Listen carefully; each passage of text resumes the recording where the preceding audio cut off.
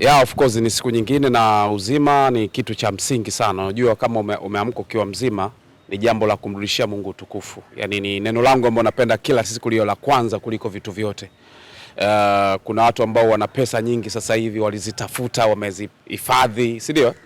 Lakini sasa hivi ukiwaambia bwana hivi pesa na uhai ni kitu gani? Anambia bwana uzeni kila kitu niwe mzima. Kwa hiyo mimi kuwa mzima naona ni mtaji mkubwa sana ambao niko nao. Vitu vingine vinakuja taratibu. Lugano, tuanzie hapa kwa wekundu wa Msimbazi Simba, nataka tuitazamie hii. Wachezaji wengi wa kizao wamekuwa wakipata nafasi kwenda kwenye hivi virabu vikubwa, unakuta wanaenda wakiwa na kiwango kizuri sana, ila the end of the day wanakuja kutolewa kwa mkopo, wanakuja kuachwa. Pengine hivi virabu vimekuwa sio sehemu sahihi ya wachezaji wetu wa kizao kwa asilimia kubwa sana kwenda kupata wanasema kwenda kupata umate watoto wa Kiswahili. Na Simba Sport Club taarifa ambazo zilizonifikia walienda kwa Coastal Union, wameenda kumchukua msimu yule kama winga, na hii sasa nataka tuanze kuitazamia hapo kwenye jicho pana zaidi. Wachezaji wetu wazawa na hivi rao vikubwa kama DNA zinakataa hivi Lugano. Of course unajua ukizungumzia kuhusiana vijana wa Tanzania wanapitia wakati mgumu sana kwa sababu ya namba ya wachezaji ambao wa kigeni ambao wameruhusiwa kuwepo kwenye ligi.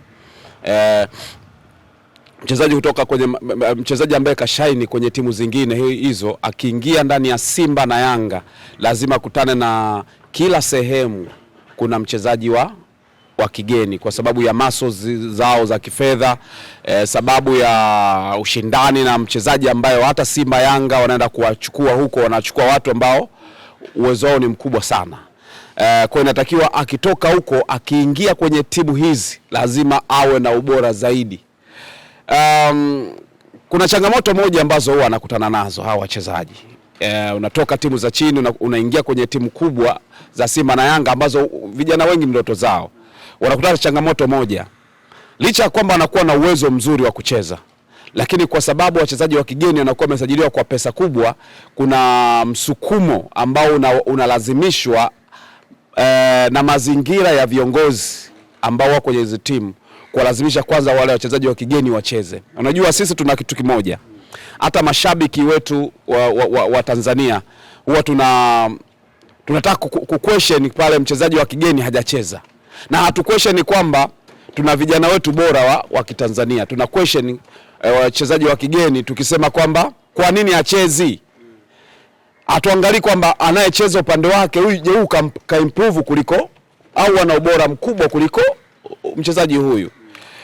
Ukichukulia mfano hapo Simba, utakuwa unakumbuka kipindi ambacho alikuwa anacheza Joshua Mtale Budo. Umeelewa? Budo alikuwa na kiwango duni zaidi kuliko Chasambi. Yuko wapi? Yuko Simba. Na nafasi ambayo anacheza Chasambi ndio ambayo anacheza pia Budo kwa sababu ya kiungo mshambuliaji. Umeelewa? Lakini kulikuwa na ulazima. Yaani mimi nadhani sio kocha tu Fadlu Davis kwamba alikuwa anamlazimisha Budo lazima acheze. Lakini anakosea, anafanya vibaya, yani haribu, bado cheza mpaka ukliki. Kwa sababu gani? Timu ilishaweka imani kwa watu, walimzungumzia sijui SGR. Alafu SGR ishindwe kufanikiwa, lazima afanikiwe. Kwa hiyo mchezo wa kwanza akosea, wa pili, wa tatu, wa nne, wa tano mpaka wa sita bado anakosea. Kuna siku moja mimi nikamwambia Ahmed Ali, nikamwambia kuhusiana na tatizo la kisaikolojia ya mchezaji. Mpaka kocha Fadlu Davis baadaye itabidi awe nakaa naye uwanjani, wachezaji wote wanatoka, yeye anakaa naye anazungumza naye na Budo. Lakini hao kina Chasambi hapati nafasi hizo kwa sababu gani? Kuzungumza na kuaminiwa na kupewa hizo nafasi. Kwa hiyo umemzungumzia Bakari Sulemani Msimu, ni mmoja kati ya wachezaji wazuri sana kwa sasa. Ni wachezaji ambao wanakuwa na energy, wana matamanio ya kucheza timu kubwa. Mikimbio yake na kupromise kwamba anaweza kufanya kitu kikubwa hapo baadaye. Kigumu ambacho atakutana nacho pamoja na ubora wake ni kwamba kwenye vichwa vya viongozi wengi wa timu hizi kubwa wanampa thamani kwanza mchezaji wa kigeni kuliko mchezaji wa nini? wa kizawa, umeelewa? Mashabiki wa hizi timu kubwa huwa wanamthamini sana mchezaji wa kigeni kuliko mzawa. Kwa hiyo inawezekana Bakari msimu inawezekana akacheza kwa kiwango kikubwa sana, lakini akija kuletwa mchezaji mgeni ambaye anacheza kwa level ya chini ya msimu, itaonekana bwana, kwa nini huyo mwingine achezi? Kwa nini acheze msimu? Yani atuamini viwango vya wachezaji na kucheza kwao vizuri. Tunaamini wachezaji wanaocheza vizuri kutoka nje. Hiyo ndio shida ambayo tunakutana nayo. Na ndio maana utakuta pale Simba kuna mashaka unakuwa unakumbuka. Mechi za mwanzoni kabisa wakati anaingia mashaka Simba alifunga magoli 2. Umeelewa? Angalia sasa kilichofuata mara baada ya kusajiliwa, alikuwa amekuja wakati huo, alikuwa Ateba, alikuwa na Steven Mkwala. Hawakumpa nafasi tena licha kwamba alianza vizuri. Michezo ambayo amecheza yeye alikuwa na asilimia kama 80 kafanya vizuri. Mpeni nafasi, lakini kwa sababu ni Mtanzania wakawa wampe nafasi. Mkwala kaingia, afungi, atafunga tu, mpeni nafasi. Ateba afungi, atafunga tu, mpeni nafasi. Lakini yule aliyefunga hapewi nafasi. Kwa hiyo mazingira ambayo wanakutana nao wachezaji wa Kitanzania ni magumu sana. Kwa hata Bakari msimu anapoenda Simba ajiandae kwa maana anahitaji kwenda kupambana. Yaani kuna sehemu itabidi waonyeshe aibu. Ngoja nikwambie. Pale Yanga kuna mchezaji Clement Mzize. Umeelewa? Yaani kuna kipindi itabidi apate wakati mgumu sana kupata nafasi, lakini akalazimisha kwa ubora wake mpaka watu wakasema bwana bora acheze huyu. Bora aanze huyu kwa sababu ukiingia hujafunga lakini umeonyesha ubora wako. Yaani hutaki kurudisha moyo wako nyuma kwamba basi natosha. No. Inatakiwa uonyeshe ubora wako kwamba sasa mimi, umeelewa, nina ubora wa namna hii. Wafunge watu midomo. Angalia Chasambe jinsi ambavyo moyo wako ulishuka pamoja na makosa mengine shako yafanyaga dhidi ya Fountain Gate, akarudisha mpira nyuma ukafungwa. Mazungumzo yalienda yani maneno ambayo alikuwa anazungumza akamrudisha nyuma.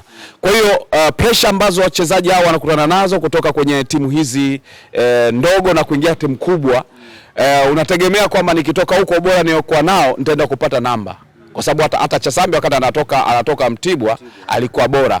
Wakati Awesu anatoka KMC alikuwa bora. Lakini amefika pale itabidi Mbao ikawa ni rafiki yake. Umeelewa?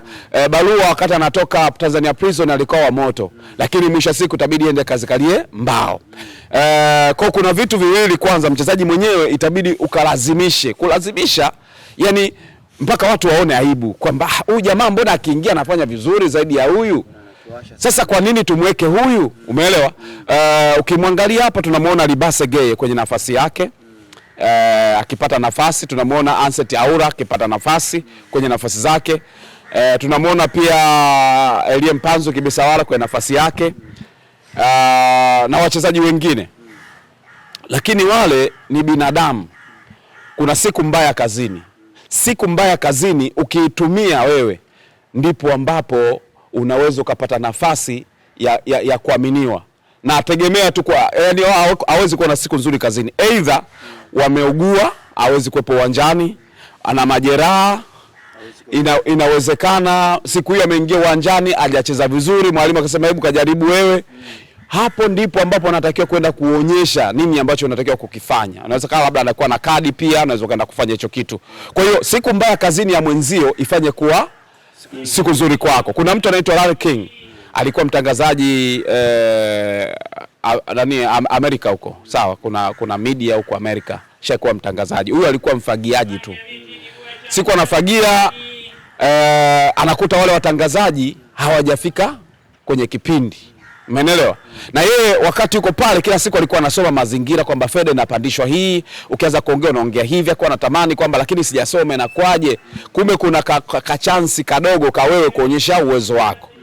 Huyo Larry King kwenye mazingira yake ikatokea nafasi ya watu walikuwa na siku mbaya kazini, umechelewa sijui amefanya nini, amechukulia kazi poa, yeye ndio siku ambayo yeye akaenda kushine kuwa mtangazaji. Mefika wapo yeye kaona hivi na hivi, wakubwa kaona hapa hakuna namna. Tumekula hela za watu za matangazo, si lazima kipindi kende hewani. Tutashtakiwa. Sasa inakwaje? Oya, wewe si mfagiaji Unaweza. Vipi shika mic, wakakuta huyu jamaa kama alikuwa miaka 5 iliyopita. Kwa sababu gani? Wakati akiwa anafagia yeye alikuwa anatangaza, ila alikuwa atangazi moja kwa moja. Maana yake alikuwa afanya mazoezi akiwa anatangaza kwamba ikitokea nipata nafasi, siku mbaya kazini watu umetokea, naweza nikafanya hiki. Na hicho ndicho ambacho wanatakiwa kukifanya watu kama kina Chasambi wanapopata nafasi kwenye timu hizi, wale wachezaji wa timu ndogo. Unasema ikitokea nafanya hivi. Sasa msimu ukifika pale inawezekana usio moja kwa moja ndani ya Simba kawa chaguo la kwanza. Lakini unasema ikitokea Libase Gay kapewa kadi, hataki kucheza michezo 3, ile ni chance yangu mimi ya kumwambia wewe benchi ni la kwako. Sio akae pale aseme nikirudi na mtoe dogo pembeni. Yaani akirudi aseme tamtoaje yule dogo. Kawaka na nafunga na assist, anafanya kila kitu ambacho kinatakiwa uwanjani. Mimi hapa na kazi kubwa. Ndicho ambacho, lakini sio kwamba unafika unasema basi mimi bwana hapa nacheza tu dakika hizi, lakini atakuja kucheza mwenye nafasi yake. Maana yake ni nini? Working spirit yako inakuwa ina drop. Yamini kama nafasi umepewa unaweza kawa first 11 na unaweza kufanikiwa. Lakini nikwambie hiki kitu ambacho kinazungumzwa kuhusiana na msimu, mimi za ndani nimezisikia, ingawaje hazina uhakika na bado nazifuatilia. Za ndani ambazo nimesikia kuhusiana na msimu, inasemekana kasajiliwa Simba, lakini TP Mazembe nasikia wameweka dau, wamepandia ile dau la Simba. Nasikia TP Mazembe wamepandia na alifuatilia, huenda ni kweli. Maendeleo, lakini fahamu tu kwamba msimu alikuwa na mkataba nani na Coastal Union.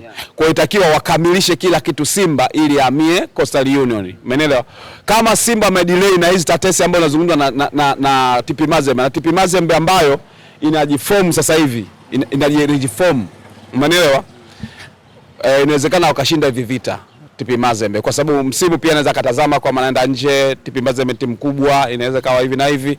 Kwa hiyo tetesi ambayo nimesikia pia ni kuhusiana na TP Mazembe wameweka mzigo kwa msimu. Kwa hiyo inawezekana kuna vita hapo katikati. Kwa hiyo nani atashinda sijajua, lakini msimu ana kazi kubwa sana. Akienda Simba anatakiwa kwenda kufanya kazi yani kama punda ambaye yani zaidi ya punda, kwa sababu punda muda mwingi itabidi muamshe wewe, itabidi uamke mwenyewe. Lakini akienda TP Mazembe pia anatakiwa na kufanya kitu. Unapotaja na timu kubwa, maana yake ameona una kitu, maana yake inakuongezea kujiamini, lakini wewe utabidi kuonyesha ubora zaidi wa kufanya kile kitu. Lakini by the way ni mchezaji mzuri ambaye anaweza akafanya kitu kikubwa, watu wakakishangaa huko baadaye. Unyumbulifu wake ni tayari tu wa kichwani. Unajua mtu akikuharibu hapa ameharibu vitu vingi sana. Mtu akikuboresha hapa, hata kama una shilingi 100 leo, kwa sababu unaamini leo una shilingi 100, una kitu cha kufanya kutengeneza mabilioni ya pesa. Ni kudra za Mungu tu ambazo zinasubiriwa, lakini naamini msimu anaweza kufanya vizuri sana kwenye Simba au TP Mazembe au timu yote kubwa ambayo inaweza kupelekwa. Tuangazie hapa kwenye eneo la ushambuliaji, eneo la namba 9 la Simba Sport Club. Kuna majina ambayo yamekuwa yanahusishwa siku hadi siku. Mimi nataka tuangazie hapa Titus wa Stellenbosch ya South Africa na top scorer wa PSL ya ligi kuu ya South Africa. Pengine tukija tukawatazama hao wote namna wanavyocheza na Simba Sport Club inavyocheza, nani hapa ataweza kuingia moja kwa moja kwenye kikosi cha Mwalimu Steve Barker?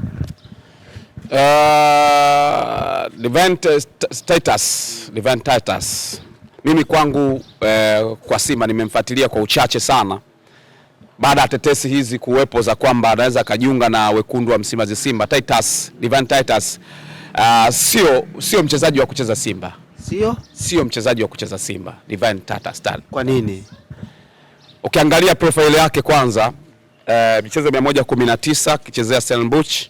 Kwanza ni mchezaji ambaye alitoka kupandishwa kutoka timu za vijana, akapandishwa 2023-24 akapewa nafasi kabisa ya kucheza. Hana mwendelezo wa kiushindani kwamba ana ubora, licha kwamba of course ashaye kupata tuzo ya mchezaji ambaye ameisaidia timu, lakini pia ashaye kuipa ilikuwa 2023 kipindi hapa Stellenbosch wanachukua ubingwa, na alikuwa miongoni mwa wachezaji ambao walisaidia. Umeelewa? Sio ubingwa wa ligi, ulikuwa ni ubingwa wa ni kama wa benki of course, ulikuwa sio ubingwa wa ligi, lakini alisaidia kwa maana ya Stellenbosch kupata hicho alichostahili. lakini ukimchukulia kama striker ambaye anakuja kucheza timu kubwa kama Simba ambayo inahitaji kwenda kushindana na vilabu vikubwa kwenye mashindano makubwa ya ligi ya mabingwa barani Afrika, hapana. Mimi kwangu Divine Titus, mimi kwangu hapana, sio mchezaji wa kwenda kuchezea klabu ya Simba. Licha kwamba anatokea kwenye timu ya Stellenbosch, anatokea ligi ya Afrika Kusini, lakini kwangu mimi simuoni kama anaweza kuwa bora zaidi ya yeye kuja kujitafuta akiwa ndani ya Simba. Unajua Stellenbosch ni timu kubwa kwa sababu tumeiona ikishiriki mashindano ya nini ya kimataifa siku za hivi karibuni, lakini ni timu ya kawaida sana kwenye ligi ya Afrika Kusini. Umenielewa? Kwa sababu Simba inatakiwa kumsajili mchezaji ambaye huyo mchezaji ana value sawa ya mchezaji ambaye anasajiliwa labda Mamelodi Sundowns, ambaye anaenda kusajiliwa Kaizer Chiefs, anaenda kusajiliwa Orlando Pirates ambao ni mabingwa. Inatakiwa Simba wakatafute wachezaji wa aina ile kwa sababu ya ubora ambao pia hizo timu utaenda kukutana nazo kwenye mashindano ya ligi ya mabingwa barani Afrika au shirikisho. Kwa hiyo lazima uangalie mchezaji kwenye ligi yake ana uwezo gani. Yaani je, hizo timu za quality hizo juu zinataka kumhitaji mchezaji ili uondoke kwenye kumchukua mchezaji by the way ukamchukue mtu anakupa matokeo. Si unanielewa? Kwa hiyo mimi binafsi simuoni Divine Titus kama ni mchezaji ambaye anaweza kaingia ndani ya Simba na akaleta impact. Mimi kuna mchezaji ambaye inawezekana itetesi watu hawajazipata vizuri. Anaitwa Sede Junior John. Huyu ni mchezaji ambaye anachezea inaitwa Golden Arrows kutoka pale Afrika Kusini. Arrows ilishika nafasi ya 6 kwenye ligi. Lakini huyo unayemzungumzia Sede Dion ni mchezaji ambaye ni top scorer wa ligi ya Afrika Kusini. Angalia, ni mchezaji ambaye anatoka kwenye timu ya mid-term team, sio? Alafu anaenda kuscore magoli 14. Unajua hiyo tunaizungumzia PSL Afrika Kusini. Ligi ambayo ni bora, ina wachezaji bora, ina timu ambazo zina ushindani juu kabisa. Ukizungumzia Mamelodi Sundowns, ukizungumzia Orlando Pirates, ukizungumzia Kaizer Chiefs, Super Sports, ukizungumzia yani timu zipo nyingi ambazo ziko kule juu zenye ubora mkubwa sana. Yeye yuko nafasi ya 6, lakini mchezaji kajitokeza akakupa namba 14, magoli 14. Na huyo mchezaji sio kwamba kaibuka from nowhere. Umeelewa? Huyo mchezaji sio mtu ambaye unaweza kusema yupo tu kwa sababu kapewa kwa favor kuwepo pale Afrika Kusini. Yule sio mzawa. Sio mzawa pale. Yule ni mchezaji kutoka Chad. Umeelewa? Lakini alipitia Ivory Coast. Umeelewa? Yaani kupita Ivory Coast akaonyesha ubora wake, akapita ASEC Mimosas. ASEC Mimosas ikatoka pale wakaona kipaji chake, talent yake, akachukuliwa ndo akaenda Afrika Kusini. Kapita Marumo Gallants, kapita timu gani ndo kafika Arrows. Umeelewa? Kuna timu zingine kapita ndo kafika Arrows, Golden Arrows. Umeelewa? Kwa hiyo huyo ni mchezaji ambaye hayupo Afrika Kusini kama favor. Yaani unapokuwa na mzawa, sawa, inaweza kawa favor. Lakini unapokuwa mgeni, ni lazima timu zijiridhishe kwamba huyu anastahili kweli kubaki hapa, kwa sababu kwa gharama za kodi, gharama za uendeshaji, si na vitu kama hivyo. Yule ni mgeni. Unajiuliza, hatuna mzawa ambaye ana uwezo kama huyu. Ina maana yuko pale amekaa toka 2023 yuko pale. Umeelewa? Baada ya kutoka ASEC Mimosas mpaka sasa hivi bado ana performance nzuri. Wakati Marumo Gallants anakuja kucheza hapa na alikuwa miongoni mwao na namba zake zinasomeka vizuri. Hakuwa na namba nzuri zaidi kama alivyofanya kwa top scorer, lakini sasa hivi namba yake imekuwa bora zaidi. Huyo ndo ambaye Sede Junior Dion, huyo ndo mchezaji ambaye najua harakati za Simba wanamhitaji.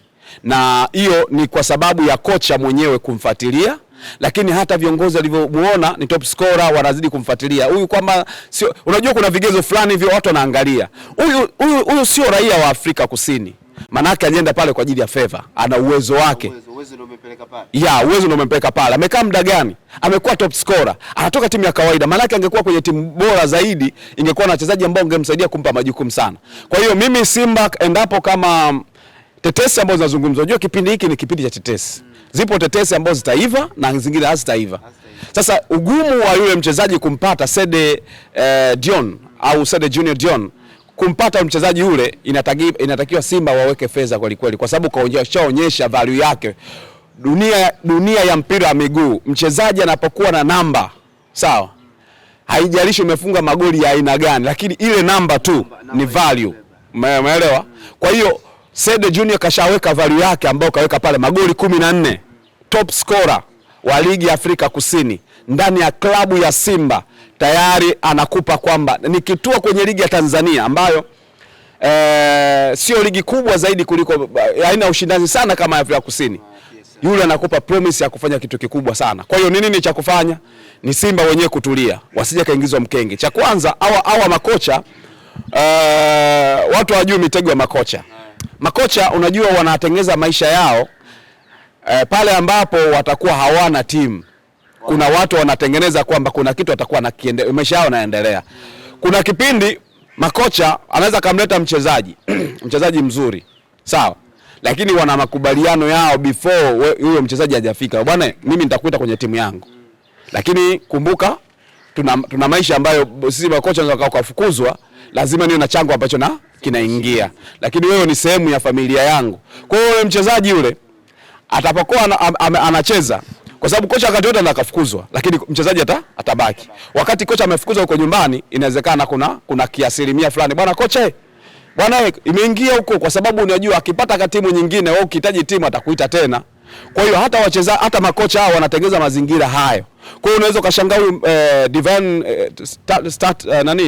Titus ambaye unasema anatoka Afrika Kusini kutoka Stellenbosch, ikawa ni project ya kocha ambayo haiwezi kuinufaisha nini Simba. Kwa hiyo kuna mazingira ambayo yanaweza kutengenezwa yakawa yananufaisha kocha kwa baadaye, lakini sio kuinufaisha timu. Mimi kwangu nikiangalia namba zake na zinakataa, sio mchezaji wa kucheza Simba. Otherwise wanaweza kuzungumza watu ambao wamemfuatilia, wanaweza kusema bwana ni kweli hana namba hizo, lakini mchezaji ambaye anaisaidia timu pengine, kwa sababu mimi sijamfuatilia kwa kumfuatilia moja kwa moja mikimbio yake anachezaje na vitu kama mimi ni hapa anacheza na nini na namba zake. Kwa maana hiyo zile namba zinamhukumu kwamba hawezi kusaidia kwenye nafasi ambayo anaenda kusajiliwa Simba, haziwezi kumsaidia. Angekuwa beki ningemuelewa, angekuwa kiungo ningemuelewa. Namba 9, tunahitaji namba za ajabu ziingie kwenye timu kubwa kama hizo Simba na Yanga. Lazima namba za mchezaji zimsupport kwamba bwana wewe unastahili kwa hapa. Mimi kwa kwangu ukiniambia kuhusiana na Sede Dion kutoka pale Golden Arrows Afrika Kusini, top scorer, ukiniambia ndiye maana anatoa Simba, nitasema Simba wamejipinda, kwa sababu tayari ile namba yake wanapambana na Mamelodi Sundowns, wanapambana na Kaizer Chiefs, wanapambana na Orlando Pirates, wanapambana na timu zingine za nje kumhitaji yule. Kwa hiyo ukimpata yule hata kama hajafanya vizuri, lakini haitakuhukumu wewe, kwa sababu kweli namba tulikuwa naziona. Inawezekana mabadiliko tu ya ligi, kukosa kazi, kukosa wakati mzuri kazini unaweza kusababisha hivyo. Lakini mimi binafsi nategemea Simba lazima uwe na scout nzuri sana, jicho la kumtaka mchezaji, wasione mchezaji tu kwa sababu sijui ametoka timu gani, sijui amefanya nini, kaleta nani. Wenyewe viongozi wajiridhishe hizi lawama hizi, waangalie namba zake na ubora wake ambao anaweza kaweka ndani ya Simba.